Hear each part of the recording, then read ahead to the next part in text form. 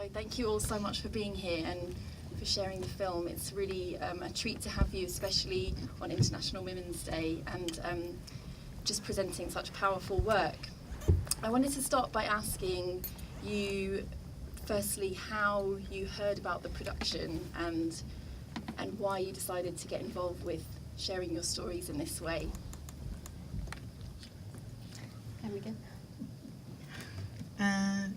First of all, I would like to thank everybody who came here today and saw the film. It's actually very emotional for me that people, it was in 2013 by the way, and now we're in 2017, there's more people who are seeing the film.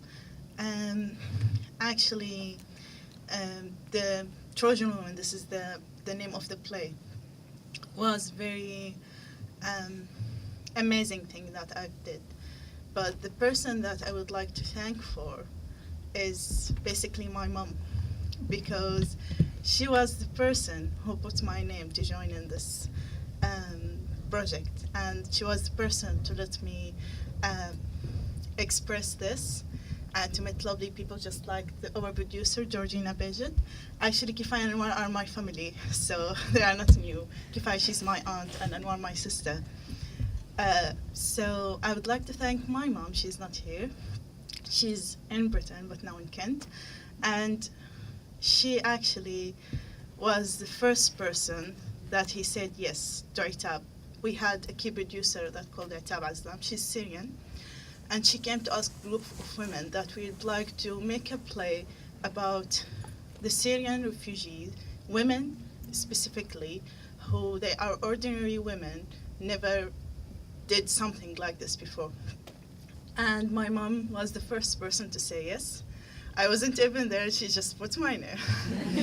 So, yeah, we have to trust mothers, they are amazing. But basically, yeah, it was my mom, and she put Anwar's name, by the way, as well. Yeah, and after that, we did this amazing project. We've met lots of other women, so this is basically how we knew about this project and how we joined it.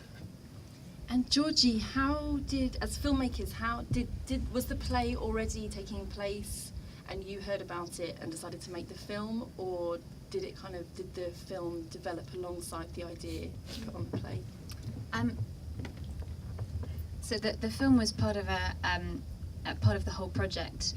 When the group of us went to Jordan to do the drama therapy project, Itab and I and Yasmin, the director, we already wanted to film it because we thought we didn't know what we were going to see in the film. We didn't know what material there would be, but we thought, in terms of being able to reach a wider audience with the stories of these amazing women that you see on screen, maybe 200 or 300 people saw it in Jordan, but we've completely lost count of the number of people who maybe even have seen the film now. So that was kind of our driver, I suppose, our motivation. We just wanted to share these stories in the widest way possible. And also, I think, with the play itself, you do get I feel that you get an insight into each of the women performing personally. But the other thing I really liked about being able to make the film was that you could literally go home with some of these ladies and get to know them a bit and what life was like when they weren't in rehearsals as well. Kefaia, none of you had any acting experience before. No, I don't. And so how was that process of the rehearsals and, sharing a lot of your own personal stories and also standing up in front of many people? Actually, for me, the most interesting part was the rehearsals. It was kind of drama therapy, and for me and all the women, we was in very need to such kind of therapy, just to be more confident, to talk and to tell our stories. And this kind of project is very important for me because we do want to make people know about us as a Syrian woman and as a refugee in Jordan. And because we suffered a lot, and people just have one stereotype about refugees in general and the women in general. But the Syrian women had suffered more than men, for me, and they have to be focused on what they suffered. Yeah. And Anwar, we see in the film a lot of, for different reasons, many of the women have to pull out of the production. I wondered if you could just tell us a bit about your own feelings going in, because I'm sure it wasn't an easy decision, but did you also have anxieties, and what made you kind of put those aside? Yeah. First, when we came to Jordan, it was really hard for us. It was a total change in our life for the wars. But then the play came, and it was really a life-changing point. We had lots of things, new things to talk about, and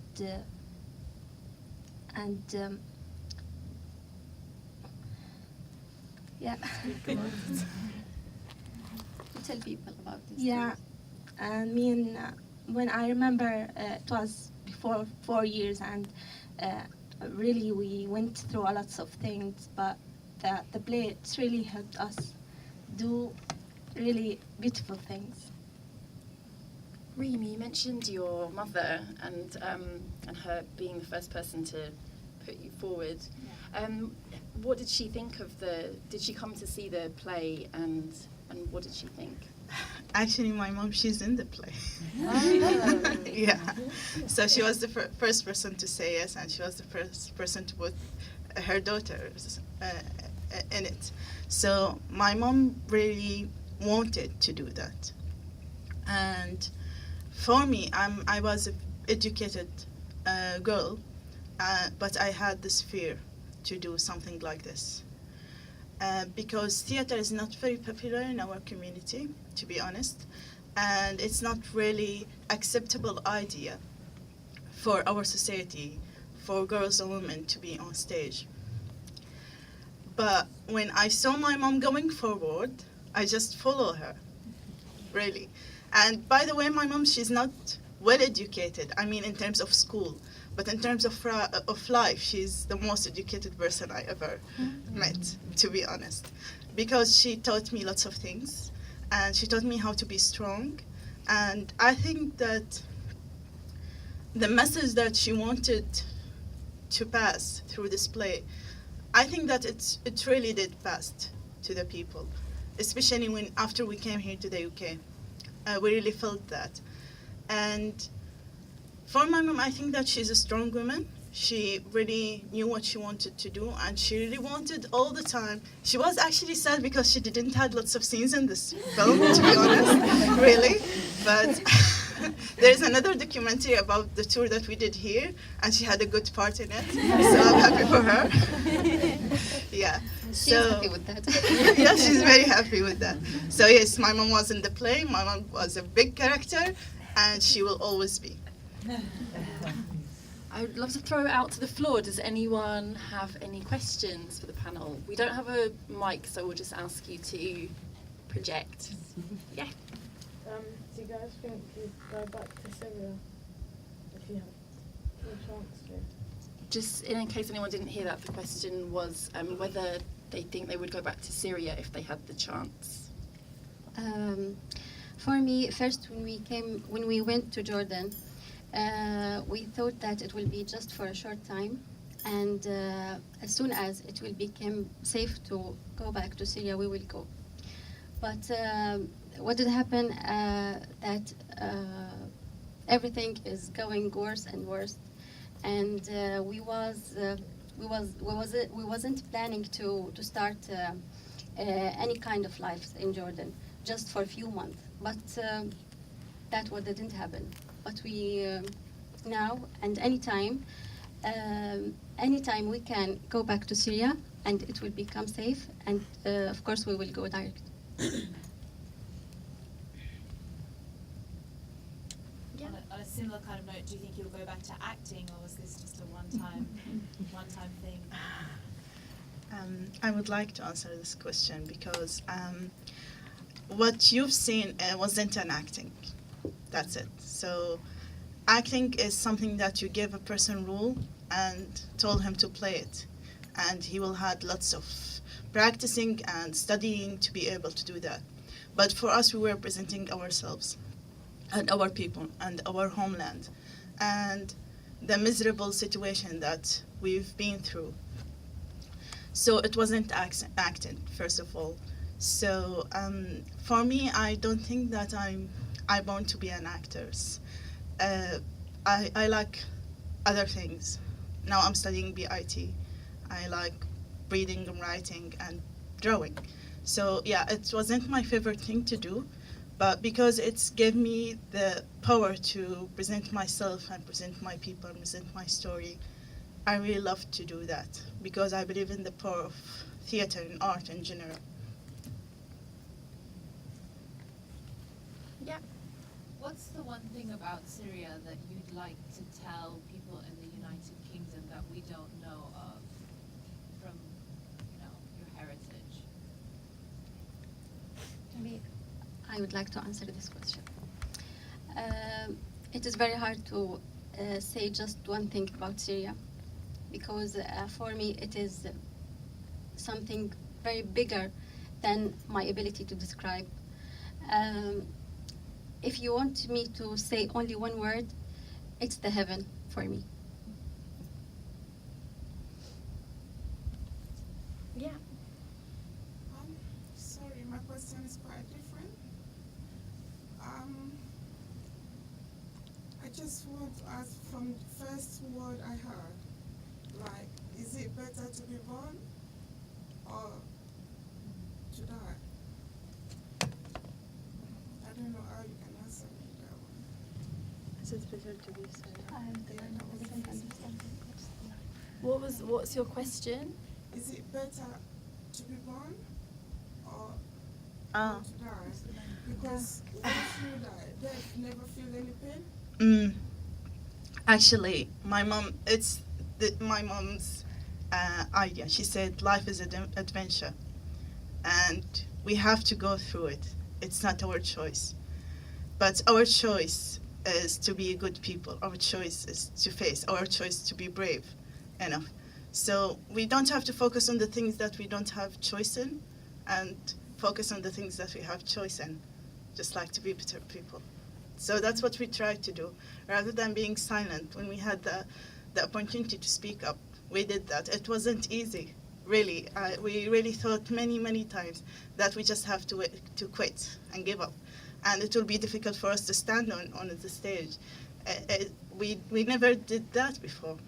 And we are normal women. Even for me, I even never went to lots of plays in my life before I did that play. But yeah, we choose to do that.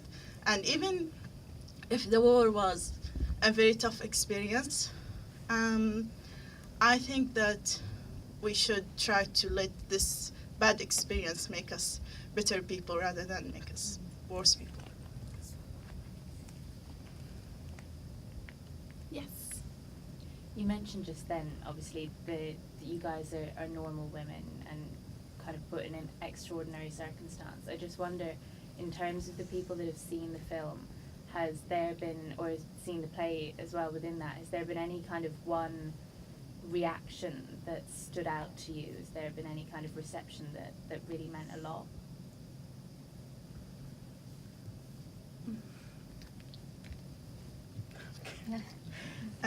When we did the play in Jordan, we did just two performances, and actually there were lots of people and they were clapping and such things. But when we came here to the UK, there were lots of people who cried. So yes, I mean, when you saw someone that you feel, because for me, honestly, before I came here, I thought that people here don't care at all. But what I found in reality, that there's lots of people who cares in general. Georgie, in terms of the film, what's been the kind of life of the film since you finished it? Where has it been shown? Have you taken it back to Jordan or?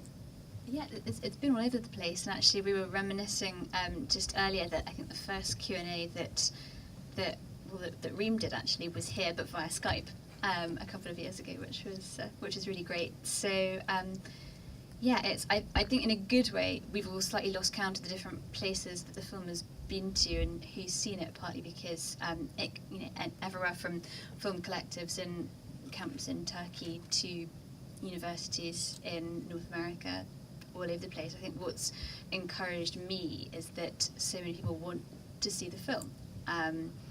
That's always really heartening, because you think it's not that they've seen the film and they know it's good. They don't know it's good, but they like the idea of it. They want to find out more. They want to understand what it's like to be one of these guys, and that's always really encouraging. And in terms of people's reactions, I think uniformly you do get a large amount of people saying, I didn't know, I didn't understand, I'd never have thought of it that way. It wasn't until I watched that I began to even a little bit understand what that might feel like, or even, I don't think I can understand that, but it was important to see and to share.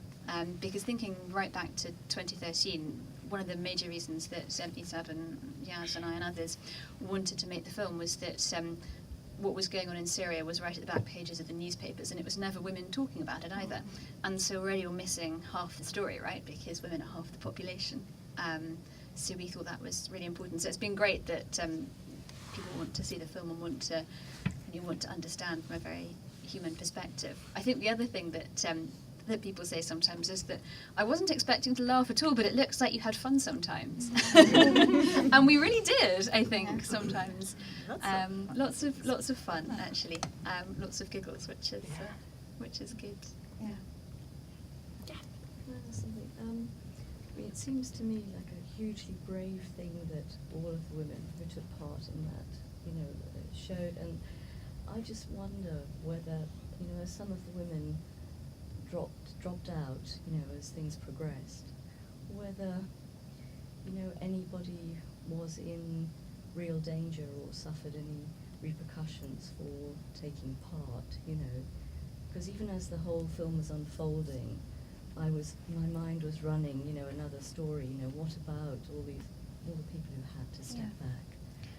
Did everyone hear the question at the back? It was whether, as women dropped out, if anyone was actually in real danger, and if there were any repercussions. Actually, the first play, there was 25 women, but the second play now in 2016, we are only 13, and some of the women left because of some social reasons, and I know one of them, one of her relatives, I think her cousin, he was in Syria, and he called her and he said, if I saw you, I will kill you. I mean, she said that he had a phone call because he saw her on TV in this documentary, and she was about to leave, but she continued. We've got time for just probably these two, and so go ahead. Along the same lines as that, has the film been screened in Syria or received publicity back in Syria, and if so, what's the kind of reaction? It's certainly not been screened in Syria, no. BBC Arabic. Yeah, everybody can. BBC Arabic is watch accessible. BBC. I mean, one thing when we started doing the filming, Yaz had quite a difficult job of initially trying to work out who wanted to do what.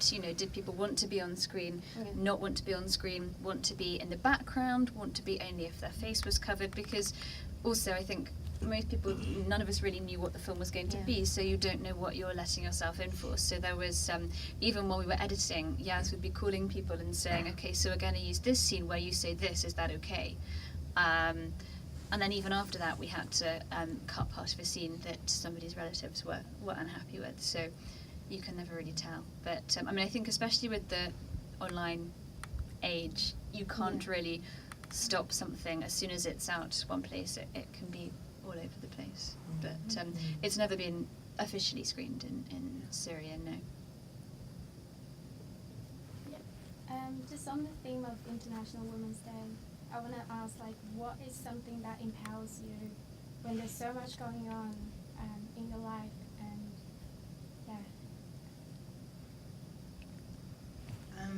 Actually, it's hard to answer this question because sometimes you have this strength and you don't know from where you got it. It's something paranormal, I can say. But yeah, sometimes I think that it's just like mouse and cat. So if the cat just follow the mouse and just in the corner, the mouse will finally be just like a lion. So we have this kind of self-defense in deep in our souls. So when everything's just against you, you have to help yourself. Otherwise, nobody can help you, even if somebody could help you. So I think this point is how people could find strength through the bad times. Yeah, I can add something. If you ask about the power, I think women have power more than any other one because they give birth to the whole life and they give life to everything. That's why Georgina said she had some fun with us. Even with our whole miserable situation, we were always laughing and make joke of everything because we love life, and that give us power to go on. And because most of us are mothers, and to be mother, that means to have a very big power to go on. And I'd want to add to that. I think also the group really give each other power, and I think you can see that in the film. I certainly felt that. During the tour that we did here, like I said, we had a lot of fun, but there were some hard times, some sad times, but everyone just supported each other. Yeah, Exactly. there was just an amazing strength and love, and I think that's in a big part how you get through it in that way. That feels like a very perfect place to end this conversation. So please join me in saying a huge thank you to our panel. It's been such a pleasure to watch the film and just to hear more from you. So thank you so much for joining us. Thank you.